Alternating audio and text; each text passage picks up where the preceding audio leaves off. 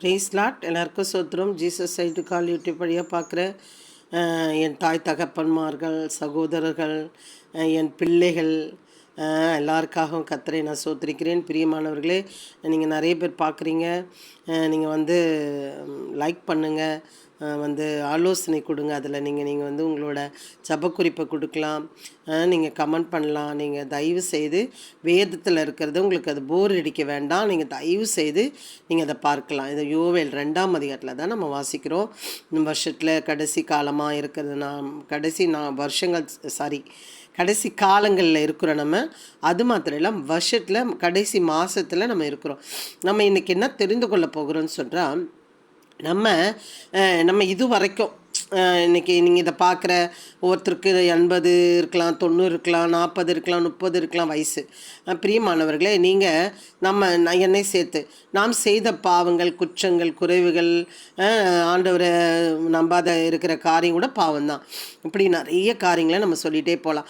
அப்போ நம்ம இது வரைக்கும் நம்ம செய்த பாவங்களையும் குற்றங்களையும் குறைவுகளையும் அவரிடத்துல நம்ம ஒப்பு கொடுத்து நம்ம என்ன பண்ணணும்னா, அவர்கிட்ட ஒப்புரவாகும் பொழுது நமக்கு அவர் ஆசீர்வதித்து கடாட்சிக்கிறவராக இருக்கிறார். அமீன். அதை தான் நம்ம இன்றைய நாளையில் பார்க்க போகிறோம். அமீன். கர்த்தர் தமது சேனைக்கு முன் சத்தமிடுவார். அவருடைய பாளையம் மகா பெரியது. அவருடைய வார்த்தையின்படி செய்கிறதற்கு வல்லமை உள்ளது. அவருடைய வார்த்தையின்படி செய்கிறதற்கு வல்லமை உள்ளது. கர்த்தருடைய நாள் பெரிதும் மகா பயங்கரமாக இருக்கும். அதை சகிக்கிறவன் யார்? பிரியமானவர்களே, இது கடைசி காலமாக இருக்கிறது. இது கடைசி மாதத்தில் நம்ம இருக்கிறோம். என்ன சொல்ல வருகிறேன்னு சொன்னால், அவருடைய நாள் பயங்கரமாக இருக்கிறது. அவருடைய நாள் பெரிதுமாக இருக்கிறது. கர்த்தருடைய நாள் பெரிதுமாக இருக்கிறது. இன்றைக்கு கிறிஸ்மஸ் நாளில் கூட கடைசி காலத்தை குறித்து தான் நிறைய பேர் பேசினாங்க. யூடியூப் வழியாக நான் பார்த்தேன், மெசேஜ் எங்கள் சபையில் பார்த்தேன். இப்படி ஏன்னா அது ஏதோ ஒரு வழியில் அது அழுத்தி கொண்டே இருக்கிறது. அவர் வருகை சமீபம் பாருங்கள். ஏன் சொல்லிக்கொண்டே இருக்கிறாங்கன்னு கூட புரியாமல் நிறைய பேர் இருக்காங்க.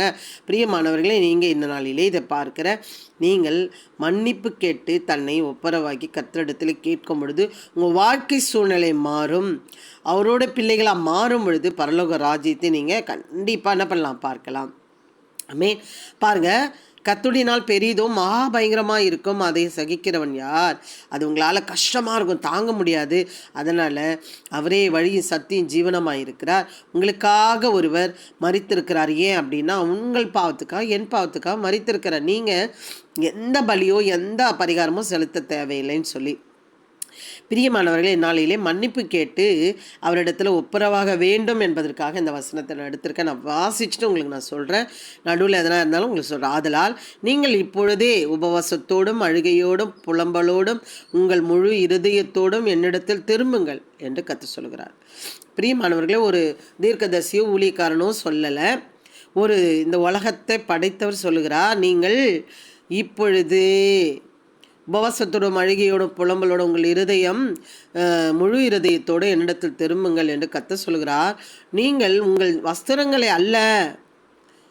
அப்போல்லாம் ஒரு தப்பு பண்ணிட்டு ஒரு தீர்க்கதரிசி சொன்னால் தன் வஸ்திரத்தெல்லாம் கிழிச்சிட்டு ரெட்டு உடுத்திப்பாங்க. அந்த ரெட்டு உடுத்தி எப்படின்னா கோணி போல் இருக்குமா. தன்னை ரொம்ப தாழ்த்தி சாம்பலையில் உட்காந்துப்பாங்களாம். மன்னிப்பு கேட்குற விதம் அப்படி. அப்போது நீங்கள் என்ன பண்ணணும், அவர் சொல்கிறாரு, நீங்கள் உங்கள் வஸ்திரங்கள் அல்ல, உங்கள் இருதயங்களை கிழித்து உங்கள் தேவனாகிய கர்த்தர் இடத்தில் திரும்புங்கள். அவர் இரக்கம், மன உருக்கம், நீடிய சாந்தம், மிகுந்த கிருபை உள்ளவர். அவர் தீங்குக்கு மனசாப்படுகிறவருமா இருக்கிறார்.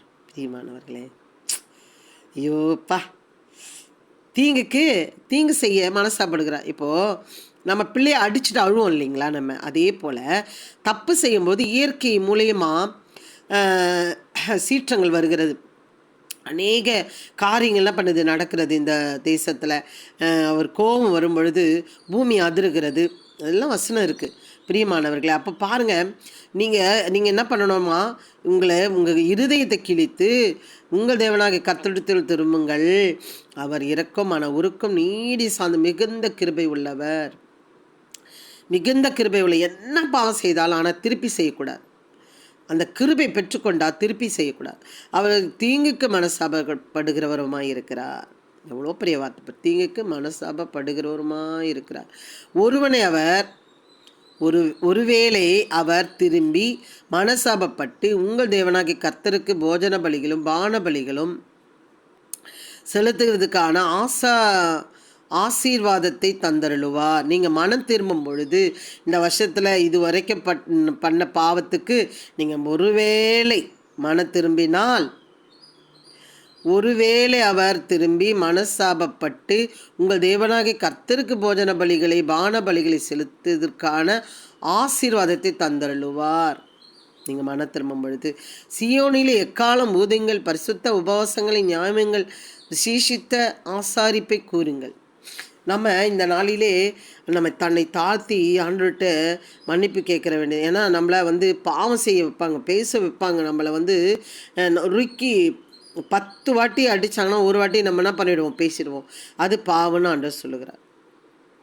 நம்மளை ரொம்ப குடும்பத்தில் ரொம்ப அவங்க இஷ்டத்துக்கு ஆட்டம் போடுவாங்க. அப்போ நம்ம ஒரு வார்த்தை விட்டோம்னா அந்த வார்த்தை பாவமாகுதான். நீடிய பொறுமை இல்லை, அப்பொழுது நம்ம இழந்து போகிறவர்களாக இருக்கிறோம். சியோனில் எக்காலம் ஊதுங்கள், பரிசுத்த உபாசன நியாயங்கள் விசேஷித்த ஆசாரிப்பை கூறுங்கள், ஜனத்தை கூட்டுங்கள், சபையை பரிசுத்தப்படுத்துங்கள், முதியோர் சேருங்கள், பிள்ளைகளை பால் உண்ணுகிற குழந்தைகளை கூட்டுங்கள். பால் குடிக்கிற குழந்தை கூட என்ன பண்ணிடுங்க, சபையில் கொண்டு வாங்க. முதல் என்ன பண்ண, ஜனத்தை கூட்டுங்கள், சபையை பரிசுத்தப்படுத்துங்கள். சபையை கூட என்ன பண்ணணும், பரிசுத்தப்படுத்தணும். அசிங்கமாக இருக்கக்கூடாது. ஏன்னா பழைய ஏற்பாட்டில் நம்ம பார்க்குறோம், நான் உன் பாளையத்தை சுற்றுவதற்கு நீ என்ன பண்ணணும்னா சுத்தமாக வைத்துக்கொள்ளணும். அதுக்கு எப்படி இருக்கணுமா, நீ கையில் ஒரு குச்சி எடுத்துக்கிட்டு நீ மழை ஜலம் கழிக்கிறனா தூரமாக பாளையத்துக்கு தள்ளி தூரமாக போய் ஒரு பள்ளம் நோண்டி அங்கே நீ என்ன பண்ணணும், மழை ஜலம் கழித்து மண்ணை தள்ளி விட்டுட்டு வர வேண்டும். ஏனென்றால் இது பரிசுத்த ஸ்தலம். இந்த இடத்துல நான் உங்கள் பாளையத்தை சுற்றி வரணும்னா நீ என்ன பண்ணணும், சுத்தமாக இருக்கணும்னு சொல்லி. அதே போல் ஜனத்தை கூட்டுங்கள், சபையை பரிசுத்தப்படுத்த, சபையை சுத்தமாக வைத்துக்கொள்ளணும். எல்லாரும் செய்ய வேண்டிய வேலை.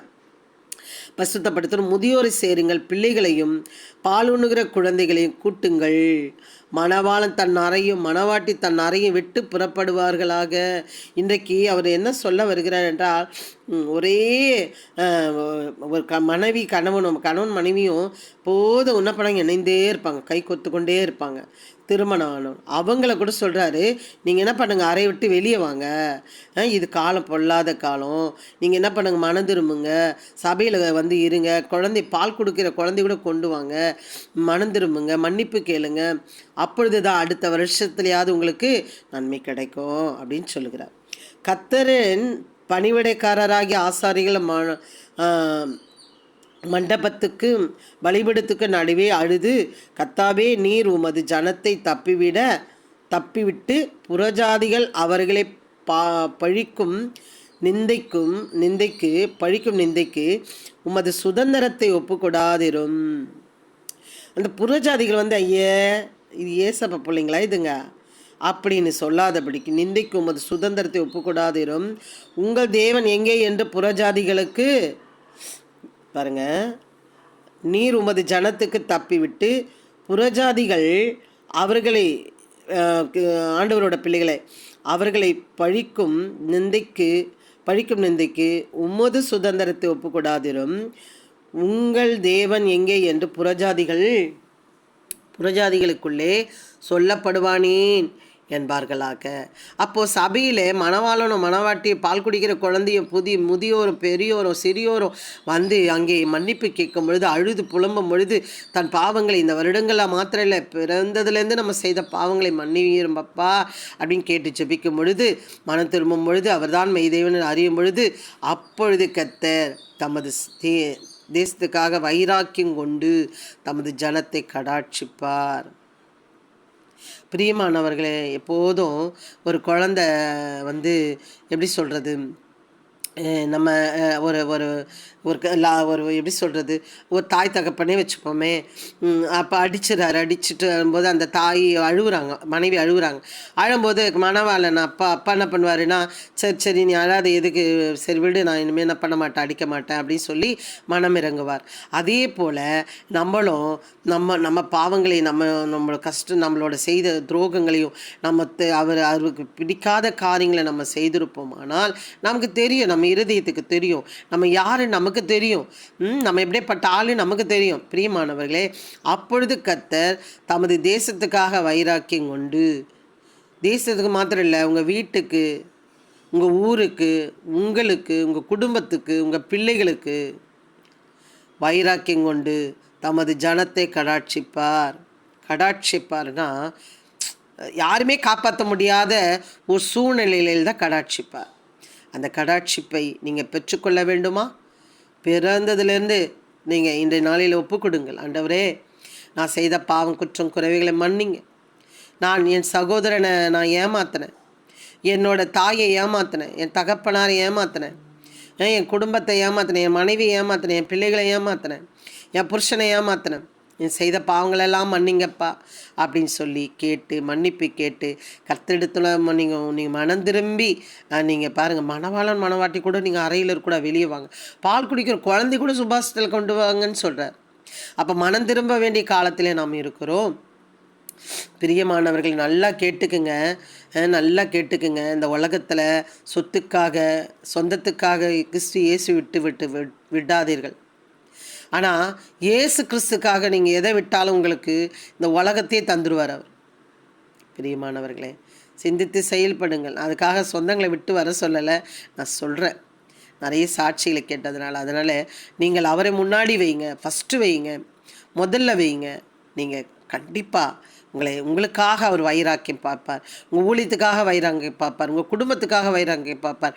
இந்த தேசத்துக்காக வைராக்கியம் பார்ப்பார். இந்த ஊருக்காக உங்களுக்காக வைராக்கியம் பார்த்து உங்களை கடாட்சி தருளுவார். ஆமென். வைராக்கியம் கொண்டு தமது ஜனத்தை கடாட்சிப்பார். பிரியமானவர்களே, அவர் உங்களை கடாட்சிக்க வேண்டுமா? கர்த்தரிடத்திலே மனம் திரும்புங்கள்.